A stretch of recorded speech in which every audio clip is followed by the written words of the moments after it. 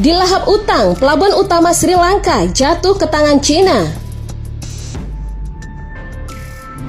Krisis moneter dan inflasi gila-gilaan yang dialami Sri Lanka pada tahun ini bukanlah momentum tunggal yang tanpa pangkal. Assalamualaikum warahmatullahi wabarakatuh. Kalau Indonesia bubar berarti dijajah lagi. Ya, kemungkinan bisa terjadi seperti kejadian saat ini yang ada di negara tetangga, yaitu Sri Lanka. Sri Lanka sekarang ini salah satu pelabuhannya sudah dikuasai oleh Cina karena Sri Lanka terlilit hutang yang sangat besar kepada Cina. Akibat apa? Akibat inflasi, akibat ulah pejabat-pejabat Sri Lanka semuanya korupsi. Akibat dikorupsi, akhirnya negara Sri Lanka bangkrut.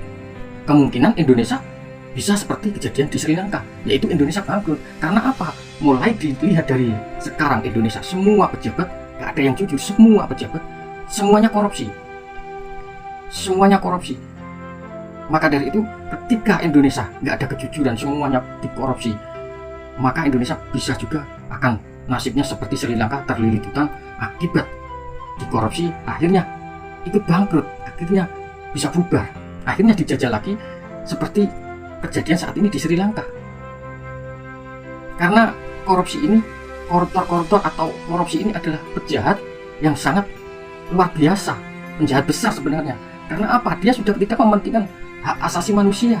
Jadi kalau dihukum mati, koruptor itu sudah sewajarnya. Nah gitu. Karena apa? Para koruptor sudah tidak mementingkan kepentingan orang banyak atau hak asasi orang lain. Karena Indonesia itu milik golongan atau partai atau salah satu kelompok. Melainkan kata Pak Karno adalah Indonesia untuk rakyat. Indonesia untuk rakyat. Jadi sudah seharusnya hasil dari negara harus dinikmati oleh rakyat. Kan gitu. Jadi ketika ada yang korupsi dihukum mati, itu sudah seharusnya harus memang diterapkan dihukum mati. Untuk apa? Agar Indonesia ini tetap ada, agar Indonesia ini bisa terhindar dari para koruptor, para maling.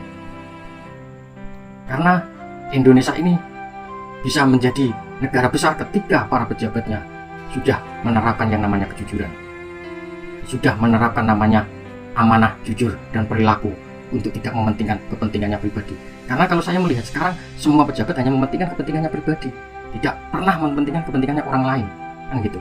Jadi semuanya pejabat itu tidak ada yang jujur. Maka dari itu, ayolah rakyat Indonesia mulai saat ini, ayo kita bangkit dari kita sendiri, ayo kita terapkan perilaku yang jujur dalam kehidupan kita. Kita tolak politik uang. Ketika ada salah satu calon memberikan uang kita, jangan mau.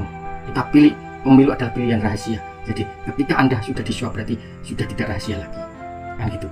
Agar pejabat-pejabat kita negara juga ikut jujur, kan gitu.